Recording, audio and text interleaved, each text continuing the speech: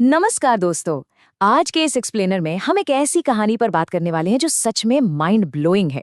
हम बात करें एक ऐसे कैरेक्टर की जो आज सिर्फ एक गेम नहीं रहा बल्कि एक ग्लोबल इमोशन बन चुका है।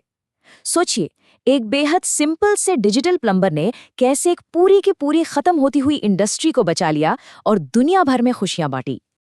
तो चलिए कहानी वहां से शुरू करते हैं जब सब कुछ खत्म होने की कागार पर था। 1983 का दौर। मार्केट में इतने सारे बेकार और लो क्वालिटी गेम्स आ गए थे कि लोगों का भरोसा बिल्कुल टूट चुका था। वीडियो गेम इंडस्ट्री लगभग तबाह हो चुकी थी। तो यहाँ एक बहुत बड़ा सवाल बनता है कि आखिर इस डूबती हुई इंडस्ट्री को बचाया किसने? इसका जवाब बड़ा ही सरप्राइजिंग है।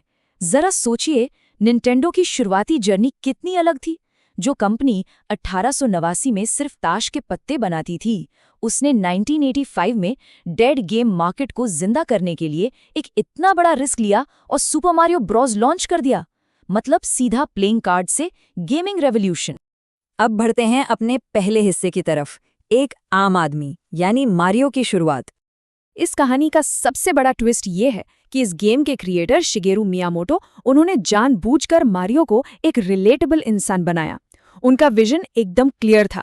वो चाहते थे कि मारियो हवा में उड़ने वाला कोई कॉम्प्लेक्स सुपर हीरो ना हो, बल्कि एक ऐसा आम इंसान लगे जो शायद हमारे पड़ोस में ही रहता हो। और सच कहूं तो यही सादगी उसकी सबसे बड़ी ताकत बन गई। वैसे क्या आपको पता है मारियो का नाम आखिर पड़ा कैसे?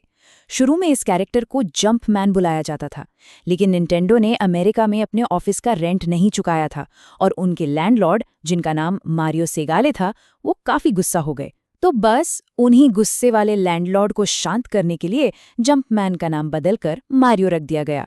है ना एकदम मजेदार किस्सा? एक और इंटरेस्टिंग बात बताऊं, मारियो शुरू से प्लम्बर नहीं था। 1981 के डोंकी कॉन्ग गेम में वो एक कारपेंटर था, पर जब 1983 का गेम बन रहा था तो उसकी सेटिंग अंडरग्राउंड थी। मियामोटो एक दिन क्योटो की सड़कों पर चल रहे थे और वहां उन्होंने एक प्लास्टिक पाइप देखा। बस वहीं से ये आइडिया क्लिक हुआ कि इस अंडरग्राउंड गेम के लिए इस कैरेक्टर को एक गिग इकोनॉमी प्लम्बर ही होना चाहिए। चलिए अब चलते हैं अगले हिस्से पर। आखिर इस गेम का असली जादू क्या था? देखिए, 1983 से पहले के गेम्स बड़े फ्रस्ट्रेटिंग होते थे। उनकी स्पीड एक जैसी होती थी और गेम को समझाने के लिए कोई इंस्ट्रक्शंस नहीं होते थे। पर सुपर मारियो ब्रोस एक गेम चेंजर था। इसमें बहुत ही स्मूथ साइड स्क्रॉलिंग थी और इसका जो पहला लेवल था, वर्ल्ड 1-1, वो एक जीनियस इनविजिबल ट्यूटोरियल था। मतलब गेम खेलते खेलते लोग नेचुरली सीख जाते थे कि जंप कैसे करना है और आगे कैसे बढ़ना है। और डेवलपर्स की चतुराई तो देखिए, साइज बढ़ाने के लिए उन्होंने मशरूम्स का यूज किया।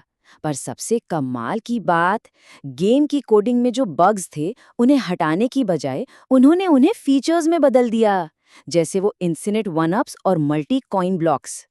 यही वजह है कि ये गेम स्टार्ट करने में बेहद आसान लगता है, पर इसमें मास्टर बनना उतना ही चैलेंजिंग है। आगे देखते हैं हिस्सा 3, मार्केट में कंज्यूमर का भरोसा, इसने कैसे जीता। निंटेंडो की बिजनेस स्ट्रैटेजी सच में बहुत बोल्ड थी। उन्हें पता था कि उनका गेम लाजवाब है, इसलिए 1985 में न्यूयॉर्क के एक टेस्ट मार्केट में उन्होंने सीधे हैंड्स ऑन डेमो कियोस्क लगा दिए, ताकि लोग खुद आकर नए सिस्टम को खेलें और उस जादू को अपने हाथों से महसूस कर सकें। और उस भरोसे का रिजल्ट क्या निकला? सुपर मारियो ब्रॉस की 33 करोड़, जी हाँ 33 करोड़ से भी ज्यादा कॉपीज बिकी। ये इतना बड़ा नंबर है कि सोचना भी मुश्किल लगता है।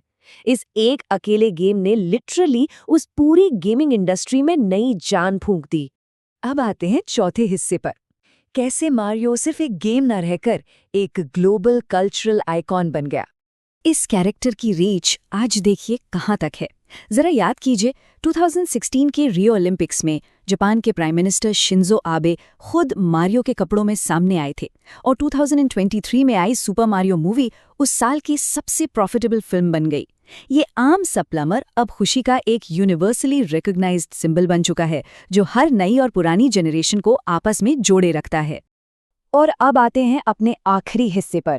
इस लगातार सक्सेस का टाइमलेस फॉर्मूला आखिर है क्या?